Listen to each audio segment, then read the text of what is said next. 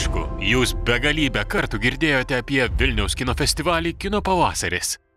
Tačiau ar girdėjote, kad per festivalį vyksta ne tik filmų seansai, susitikimai su kino pasaulio atstovais ar kino pramogos, bet ir tarptautinė konferencija Meeting Point Vilnius. 3 dienas vykstanti konferencija yra viena didžiausių kino industrijos konferencijų Baltijos šalyse. 3 metus iš eilės kviečiame lietuvius, latvius ir estus ir šiemet pirmus metus kviečiame kino kūrėjus iš tolimiau šiek tiek, iš Gruzijos, Ukrainos, Armėnijos pristatyti savo filmus, kurie bus ateitis, kurie bus pabaigti tik tai šiais metais. Šioje konferencijoje kino kūrėjai susitinka su kino platintojais, verslo pasaulio atstovais.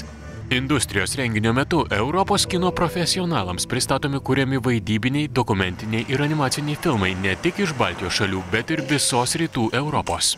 Tai va čia būtent yra tas meeting pointas, tas susitikimo taškas, kur iš vienos pusės atvyksta kūrėjai, iš kitos pusės suinteresuoti asmenys ir renkasi žiūri. Tie patys kino industrijos atstovai, režisieriai, vertintojai, festivalio atstovai vakare rinkosi į vieną baigiamųjų kino pavasario renginių – oficialų priėmimą Vilniaus miesto rotušėje, kur juos pasitiko kadenciją baigiantis miesto meras Artūras Zuokas. Tai yra jo atodūsis iškvėpimas ir jo plaukai, kad mes kažkada galėtume iš plaukų deniai atkurti šitą asmenybę. Dar vienas eilinis, neeilinis kino pavasario vakaras prasidėjo ant raudono kilimo. Ar pavargot? Šiek tiek. Nespėjau pavargti, nes labai skaniai maitina ir gerus filmus rodo. Kaip galime pavargti su tokia gera publika, tiek žiūrovų, tiek svečių. Vilniaus rotušėje dar kartą buvo pagerbti festivalio svečiai, tokie kaip Mišelis Azanavičius, lietuvių kilmės Prancūzijos kino režisierius, Oskaro už režisūrą savininkas, scenaristas, aktorius. Per festivalį buvo parodyta jo juosta Ieškojimai. Aleksejus Fedorčenko, filmo Revoliucijos angelai, rodyto per festivalį režisierius, 2014 metais apdovanotas garbingiausių Romos kino festivalio Marko Aurelijos prizu.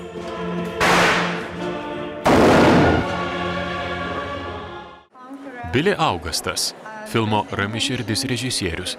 Režisierius, kurio lentynoje Kanų auksinės palmės šakelės, auksiniai gaubliai ir Oskaras. Filmas Rami širdis analizuoja eutanazijos temą. Taip pat ant scenos buvo pagerbti festivalio žiuri nariai. Tai kino profesionalai iš viso pasaulio. Kritikai, prodiuseriai, festivalių programos sudarytojai, vadovai ir kuratoriai. Kino ir teatro aktoriai, režisieriai, scenaristai, filmų asociacijos vadovai, dėstytojai, žurnalistai. Ar pavargot? Galima net sakyti šitą klausimą.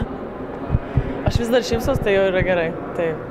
Tas džiaugsmas matyti pilnas sales ir tiek daug žiūrovų atperka kažkaip tą nuovargį, bet visi esam žmonės. Tas nuovargis yra labai malonus. Ar pavargot? Taip. Geriausi festivalio filmai dar 2 savaitės bus rodomi Lietuvos kino teatruose. Vėliau festivalis baigsis. Festivalis, apie kurį girdėjote milijoną kartų. Ir dar girdėsite tiek pat kitais metais.